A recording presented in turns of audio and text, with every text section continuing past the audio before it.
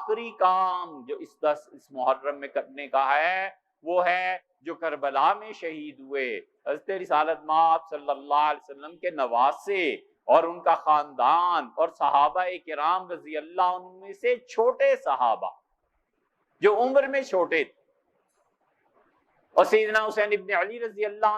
عنہما کے ساتھ وہاں چلے گئے تھے، وہ بھی شہید ہوئے۔ لوگ حضرت حسین رضی اللہ عنہ کا تذکرہ کرتے ہیں، اور جو صحابہ رضی اللہ عنہما شہید ہوئے ہیں چھوٹے عمر میں چھوٹے تھے ان کا تذکرہ نہیں کرتے، وہ بھی شہید ہوئے ہیں کربلا میں۔ پھر رسول اللہ صلی اللہ علیہ وسلم کے ساتھ تعلق جو ان کا تھا، نواسے تھے، وہ ایسے نواسے تھے کہ قبر مبارک پر حاضر ہوئے اور کہتے تھے اپنے بیٹے زین العابدین سے کہ میں جب نانا کی قبر پہ گیا پھر میں سویا، اور رسول اللہ صلی اللہ علیہ وسلم نے نانا نے خواب میں مجھ سے کہا کہ میری قبر پہ یہ آنا آخری مرتبہ ہے میرے بیٹے۔ سیدنا حسین ابن علی رضی اللہ عنہ کربلا میں شہید ہوئے۔ ان لوگوں کے لیے ایصال ثواب کرنا، ان لوگوں کے لیے اللہ کی راہ میں خیرات کرنا، محرم کے کسی بھی دن میں یہ اگلی نسل کو سکھانا چاہیے، اپنے بچوں کو سکھانا چاہیے کہ ان لوگوں نے اتنے بڑے کام کیے ہیں۔ اور یزید جیسے فاسق انسان جسے بخارا کے سارے ہمارے حنفی فقہا کافر لکھتے ہیں، انہوں نے اس کے خلاف جہاد کیا اور انہوں نے اس کے خلاف علم اٹھایا اور یہ بتایا کہ خلافت راشدہ اصل ہے، اس کو قائم ہونا چاہیے، اور خلافت اسلام نے جو دی ہے یہ مستقل اسلام کا سیاسی نظام ہے۔ اور وہ اتنے بڑے آدمی تھے جو شہید ہوئے، پھر ان کے بیٹے زین العابدین، پھر وہ سارا گھرانہ، ایک سے ایک محترم اور مکرم آدمی۔ مسلم کی ہمارے ہاں حدیث کی کتابوں میں آتا ہے رسول اللہ صلی اللہ علیہ وسلم میں اپنے بعد دو چیزیں چھوڑ کے جا رہا ہوں، ان کا خیال کرنا، اللہ کی کتاب وعترتی ھذا، اور میں اپنی اولاد کو چھوڑ کے جا رہا ہوں، میری اولاد کا احترام کرنا، میری اولاد کے ساتھ اچھی طرح رہنا۔ تو اس لیے کربلا کے شہداء ان کا بڑا حق بنتا ہے، ان لوگوں نے اسلام میں قربانی دی، انہوں نے اللہ کے دین کو روشن کیا، انہوں نے اپنی جان پر کھیل گئے، مگر ایک نظام کو انہوں نے چیلنج کیا اور اس نظام کی تباہی ہو گئی۔ اسی لیے مورخین نے لکھا ہے کہ لم یبارک اللہ فی عمرہ، اللہ نے یزید کی عمر سے برکت اٹھا لی اور 2-3 سال میں ہی جوان لڑکا گھل کے مر گیا۔ اس لیے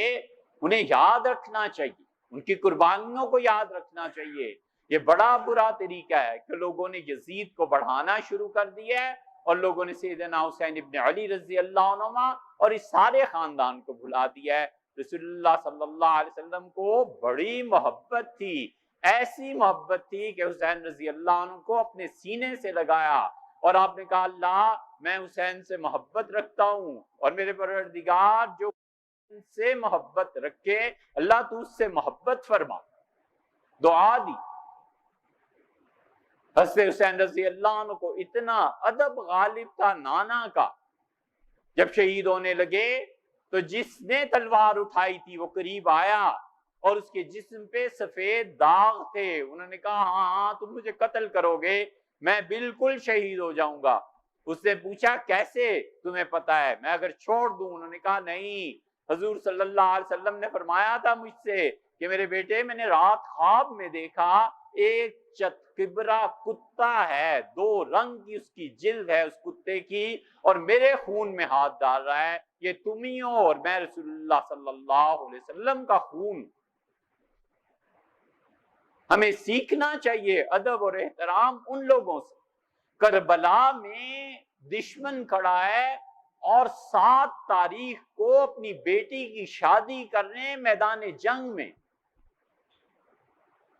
آدمی پوچھتا کوئی بھی ہوتا کہ حسین رضی اللہ عنہ آخر میدان جنگ میں آخر پڑی کیا ہے شادی کرنے کی؟ آپ سوچیں، بیٹی کو بلایا شادی کرو، شادی ہو گئی، داماد شہید ہو گیا، 2-3 دن کی دلہن بیوہ ہو گئی۔ کسی نے کہا حسین صبر کر لیتے، انہوں نے کہا نہیں، حسن رضی اللہ عنہ سے وعدہ کیا تھا، بڑے بھائی نے دونوں رشتے مانگے تھے، میں نے ہاں کر دی تھی، اگر میں شادی کیے بغیر چلا جاؤں قیامت میں بھائی کو منہ کیا دکھاؤں گا؟ یہ ہے بڑا بھائی، یہ ہے اس کا ادب، یہ ہے اس کے ساتھ تعلق۔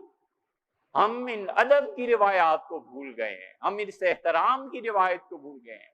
حضور صلی اللہ علیہ وسلم اپنی بیٹی کو دیکھ کے کھڑے ہو جاتے تھے، فاطمہ کو دیکھ کے رضی اللہ عنہ اپنی چادر جسم مبارک سے اتار کے بچھا دیتے تھے، فرماتے تھے بضعۃ منی، میری جان کا ٹکڑا ہے میری فاطمہ، میرے جسم کا ٹکڑا ہے میری فاطمہ، اور بوسہ دیتے تھے پیشانی کو، وہ والد کی پیشانی چومتی تھیں، اور رسول اللہ صلی اللہ علیہ وسلم فرماتے فاطمہ تمہیں کوئی تکلیف دیتا ہے نا میرا دل دکھتا ہے اس سے۔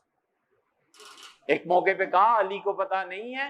فاطمہ میرے جسم کا ٹکڑا ہے، من آذاہا، اور جس نے میری فاطمہ کو کوئی تکلیف پہنچائی اس سے مجھے تکلیف پہنچائی۔ یہ ایسا خاندان ہے، حضور اقدس صلی اللہ علیہ وسلم نے ان کے احترام کا حکم دیا ہے۔ یہ اب تک سادات ہمارے معاشرے میں پائے جاتے ہیں، ان کے ساتھ نیکی کرے۔ رسول اللہ صلی اللہ علیہ وسلم نے اصول کی بات فرمائی، اصول یہ بتایا، آپ نے کہا تم میں سے جو کوئی عبد المطلب کی اولاد کے ساتھ نیکی کرے گا نا، قیامت میں میرے ذمہ راہ میں اس کو اپنے خاندان کے ساتھ نیکی کا اجر دلا کے رہو، میں دے دوں گا، فرمایا میرے ذمہ راہ تمہارا قرض میں ادا کر دوں۔